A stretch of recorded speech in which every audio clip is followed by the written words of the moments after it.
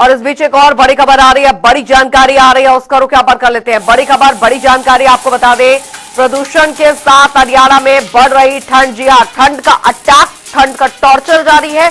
दूसरी तरफ प्रदूषण भी लगातार बढ़ रहा है, जिसकी वजह से लोगों को सांस लेने में दिक्कत आ रही है। ये बड़ी खबर आपको बता दें, सिरसा, हिसार, फतेहाबाद, जींद, कैथल इसमें शामिल है। कुरुक्षेत्र और करनाल में भी शीतलहर का कहर जारी। प्रदूषण के साथ हरियाणा में बढ़ रही ठंड, बर्फीली हवा चलने से तेजी से तापमान गिर गया है। 7 जिलों की अगर बात की जाए, शीतलहर का येलो अलर्ट जारी है। सिरसा, हिसार, फतेहाबाद, जींद, कैथल इसमें शामिल है। कुरुक्षेत्र और करनाल में भी शीतलहर का कहर जारी है। मैदानी इलाकों में भी हिसार सबसे ज्यादा ठंडा जिला है। हिसार में न्यूनतम तापमान 6 डिग्री दर्ज किया गया है। ये इस वक्त की बड़ी खबर आपको बता रहे हैं। तो लगातार तापमान जो है वो गिर रहा है, बर्फीली हवाएं चल रही हैं, जिसकी वजह से तापमान में गिरावट दर्ज की जा रही है। जानकारी आपको यहां पर यह भी दे दें कि प्रदूषण जिस स्तर पर पहुंच गया है, उसने लोगों का सांस लेना भी दुभर कर दिया है। यानी एक तरफ गिरता तापमान, बर्फीली हवा, बढ़ती ठंड और दूसरी तरफ प्रदूषण का यह अटैक, लोगों के स्वास्थ्य पर इसका बुरा असर पड़ रहा है। तो 7 जिलों में शीतलहर का येलो अलर्ट जारी किया गया है। सिरसा, हिसार, फतेहाबाद, जींद, कैथल इसमें शामिल है। सर्वजीत बाबा संवाददाता यमुनानगर से हमारे साथ जुड़ गए हैं इस खबर पर ज्यादा जानकारी के साथ। सर्वजीत, एक तो बढ़ती ठंड, बर्फीली हवाओं का अटैक और दूसरा प्रदूषण, यानी ठंड से तो इंसान परेशान है ही, अब तो सांस लेना भी इस हवा में दुभर हो गया है। देखा जाए बढ़ती हुई ठंड जो है वो तो कहीं आम लोगों को जो है परेशान कर ही रही है, वही दूसरी तरफ जो बढ़ता हुआ प्रदूषण है वो कहीं ना कहीं हर व्यक्ति के लिए जो है समस्या बना हुआ है। मैं बताऊं अंजलि कि सुबह सुबह अगर 4 बजे की बात करें तो यमुनानगर में 9 डिग्री के करीब टेम्परेचर जो है वो दर्ज किया गया था। जैसे जैसे दिन चढ़ता गया, अभी भी 9 बजे है और 9 बजे भी 13 डिग्री के करीब टेम्परेचर जो है वो दर्ज किया जा रहा है। लेकिन बड़ी बात ठंड के साथ साथ प्रदूषण की है, जैसे प्रदूषण में जो है वो भी देखा जाए तो काफी ज्यादा प्रदूषण यमुनानगर में दर्ज किया जा रहा है। अभी बात करें तो 234 के करीब जो है एयर क्वालिटी इंडेक्स जो है लाइव चल रहा है वो दर्ज किया जा रहा है। सुबह एयर क्वालिटी इंडेक्स जो है 240 के करीब था। तो देखा जाए 240 या 230 की बात करें तो बहुत ज्यादा खतरे के निशान से देखा जाए तो काफी ज्यादा ऊपर बताया जा रहा है, क्योंकि इससे जो है आम लोगों को समस्या होती है। यमुनानगर में बताऊंगे औद्योगिक शहर होने के कारण जहाँ धुआं जो है वो जो धुआं वातावरण में फैलता है, वायुमंडल में फैलता है, तो उसका असर जो है कि लोगों के ऊपर पड़ता है। तो यहाँ जैसे थर्मल पावर प्लांट है, शुगर मिल है, मोदी मिल है, बड़ी बड़ी औद्योगिक इकाइयां हैं यमुनानगर में, प्लाईवुड का हब माना जाता है यमुनानगर। तो यहाँ से जो इंडस्ट्री से निकलने वाला धुआं है वो आम लोगों के लिए जो है कहीं ना कहीं भारी समस्या लेकर आता है। अंजलि, मैं बताऊंगा, हालांकि मैंने पिछली बार भी ये बताया था कि जिला प्रशासन को, पोल्यूशन विभाग को चाहिए कि जितने भी उद्योगपति है, जितने भी इंडस्ट्रियलिस्ट है, उनको एक बार मीटिंग की जाए। जो जिनके प्लांट हैं, ट्रीटमेंट प्लांट हैं, उनके अंदर ट्रीटमेंट प्लांट को चलाया जाए, क्योंकि ट्रीटमेंट प्लांट को चलाने के लिए बहुत ज्यादा खर्चा आता है, उनकी फिल्ट्रेशन के ऊपर काफी ज्यादा खर्चा आता है।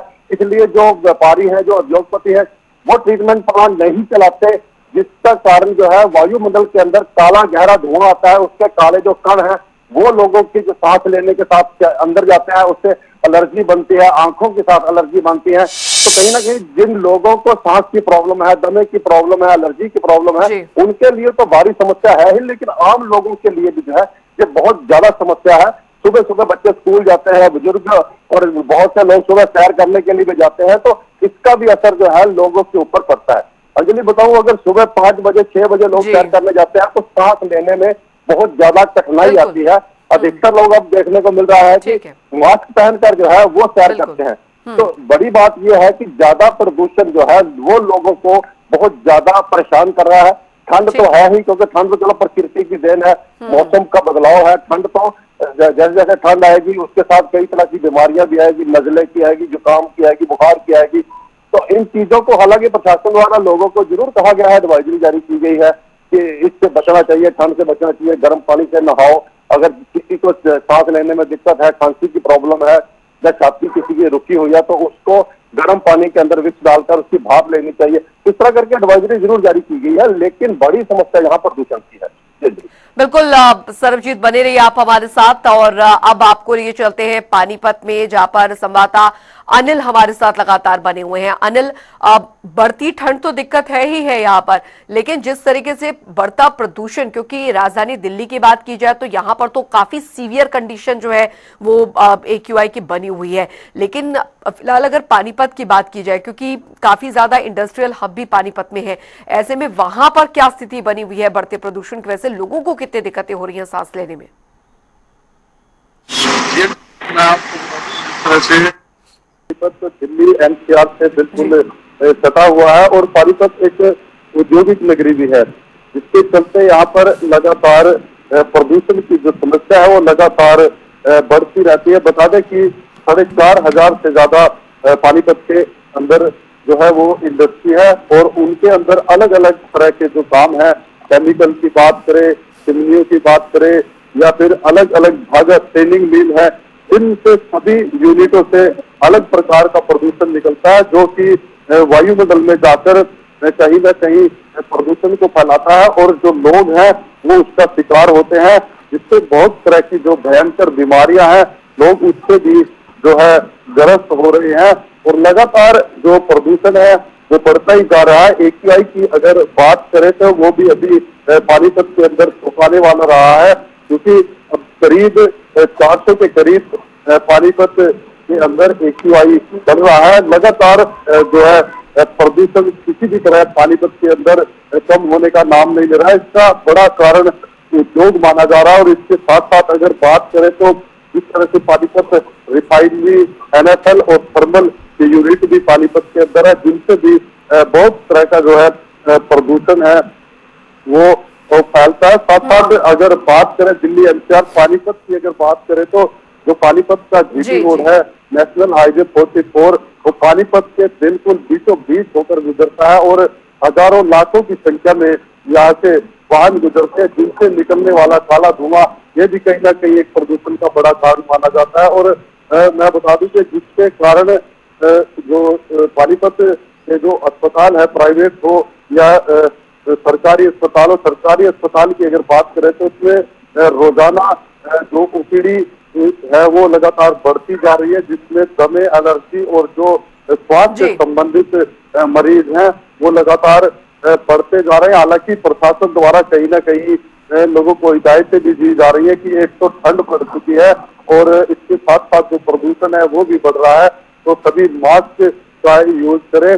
लेकिन अगर बात करें प्रदूषण की तो कहीं ना कहीं लोग इससे हताश व परेशान पानीपत के अंदर दिखाई दे रहे हैं। बिल्कुल बिल्कुल, ये स्थिति यहाँ पर जरूर बनी हुई है। सरजीत भी लगातार हमारे संवाददाता हमारे साथ बने हुए हैं। सरजीत, एक बात यहाँ पर और, क्योंकि बड़ी हैरानी की बात है कि इस बार तो पराली जलाने के केसेस भी बहुत कम आए हैं, बहुत ज्यादा कम आए हैं, बावजूद इसके बढ़ता प्रदूषण यहाँ पर चिंता का विषय बना हुआ है कि अगर पराली जो कि हर साल जलती थी और जिसकी वजह से काफी प्रदूषण होने की स्थिति बनी रहती थी, अब तो वो भी नहीं है, फिर दिक्कतें प्रदूषण की फिर भी बनी हुई है। देखो बिल्कुल अंजलि, आपने बिल्कुल सही कहा है कि इस बार जो है पराली जलाने की घटनाएं जो है बहुत कम आ रही है। और मैं यमुनानगर की बात करूं तो यमुनानगर में केवल 5 मामले, 1 महीना पहले 5 मामले आए थे, उसके बाद एक भी पराली जलाने का कोई मामला सामने नहीं आया। हालांकि सरकार ने भी काफी इसके ऊपर पाबंदी लगाई है, किसानों को भी कहा है कि उनके खिलाफ कार्रवाई की जाएगी, उनको सब्सिडी जो है वो नहीं दी जाएगी। तो इसके चलते किसानों ने पराली जलाने जो है बिल्कुल कम कर दिया है, बिल्कुल पराली नहीं जला रहे। उसके बावजूद जो प्रदूषण है, जो सीधी सीधी बात यह है कि जो प्रदूषण है वो कहीं ना कहीं औद्योगिक इकाइयों से निकलने वाले धुएं के साथ साथ जो वाहन है, बड़े वाहन है, बसेज है, ट्रक है, इनसे जो डीजल का जो चलता हुआ जो धुआं है, निकलता हुआ धुआं है, वो जरूर समस्या का कारण बना हुआ है। क्योंकि अक्सर देखा जाता है कि कई गाड़ियां निकलती है, उसके अंदर से गहरा काला धुआं निकलता है, उसका जो कार्बन डाइऑक्साइड निकलता है वो आम लोगों के लिए जो है कहीं ना कहीं परेशानी पैदा करता है। मैं बड़ी बात बताऊं अंजलि कि जिस तरह से रात के समय जो इंडस्ट्री चलती है और वो बिल्कुल बिना उसको पोल्यूशन किए, बिना उसको ट्रीटमेंट किए, बिना साफ किए धुएं को जो है वो वायुमंडल में छोड़ते हैं और ऊपर से ठंड के कारण जो है वो सारे का सारा ऊपर का जो दबाव है वो नीचे आ जाने के कारण सारा पोल्यूशन जो है नीचे आ जाता है और उससे जो है आम लोगों को समस्या होती है, सांस लेने में दिक्कत होती है। क्योंकि गर्मियों के अंदर इतनी ज्यादा समस्या इसलिए नहीं आती क्योंकि वायुमंडल के ऊपर दबाव कम होता है, ज्यादा दबाव नहीं होता, तो धुआं जो है कहीं ना कहीं ऊपर चला जाता है। तो सर्दियों के अंदर कहीं ना कहीं दबाव के कारण नीचे आ जाता है धुआं, वो आम लोगों के लिए जो है समस्या पैदा करता है। इसका जो असर है लोगों के ऊपर पड़ता है। तो पोल्यूशन विभाग, हालांकि सरकार द्वारा प्रत्येक जिले में पोल्यूशन विभाग के जो है नियुक्त किए गए हैं, अधिकारी नियुक्त किए गए हैं, आगे एसडीओ जो है, जेई है, उनका यही काम है कि इंडस्ट्रियों के अंदर जाकर विजिट करें, हर इंडस्ट्री में देखें कि उन्होंने ट्रीटमेंट प्लांट लगाए हैं, नहीं लगाए हैं, अगर लगाए हैं तो उनकी क्या कंडीशन है, चलते हैं नहीं चलते हैं। लेकिन अगली मैं बताऊं कि यमुनानगर की बात करें तो यहाँ जितने भी इंडस्ट्री प्लांट लगे हुए हैं इंडस्ट्री के अंदर, अधिकतर जो है बिना ट्रीटमेंट किए ही धुआं छोड़ता है। अंजलि मैं बताऊं कि यमुनानगर के अंदर फॉर्मल्डिहाइड की 12 इकाइयां हैं, जिनके अंदर 3 इकाइयों को एनओसी मिला हुआ है एनजीटी से, और उसके बाद बाकी जो इकाइयां हैं, 9 के करीब जो इकाइयां हैं, बिना ट्रीटमेंट किए जो है वायुमंडल में धुआं छोड़ रही है, उनके पास किसी भी तरह की कोई एनओसी नहीं है। तो वो भी जो है बहुत खतरनाक किस्म का जो जहरीला धुआं और उसके अंदर से जो गैसेज निकलती हैं, वो हम लोगों के लिए समस्या पैदा करती है। क्योंकि जिस फॉर्मल्डिहाइड फैक्ट्री से वो इंडस्ट्री जो उसके अंदर से जो स्मेल आती है, धुआं आता है, तो आम लोगों की वहां से अगर कोई गुजरता है तो उसकी आंखों में बहुत तेज जलन होती है और सांस लेने में बहुत ज्यादा दिक्कत आती है। सुप्रीम कोर्ट के निर्देश भी आए हैं, पिछले जो सुप्रीम कोर्ट द्वारा 3 महीने पहले एक निर्देश जारी किए गए थे कि इन फैक्ट्रियों को जो बंद किया जाए। उसके बावजूद अगली लगभग 3 से 4 महीने हो चुके हैं, उन इंडस्ट्रियों की तरफ पोल्यूशन विभाग द्वारा अभी तक कोई कार्रवाई नहीं की गई। उनको बंद करने की तरफ या उनको किसी तरह का नोटिस जो है वो नहीं दिया जा रहा कि उनको बंद किया जाए। लेकिन बड़ी बात यही है कि आम आदमी इन अधिकारियों की लापरवाही का शिकार हो रहा है। ठीक है, बहुत बहुत शुक्रिया सर्वजीत बावा आपका और अनिल कुमार आपका इस तमाम जानकारी के लिए।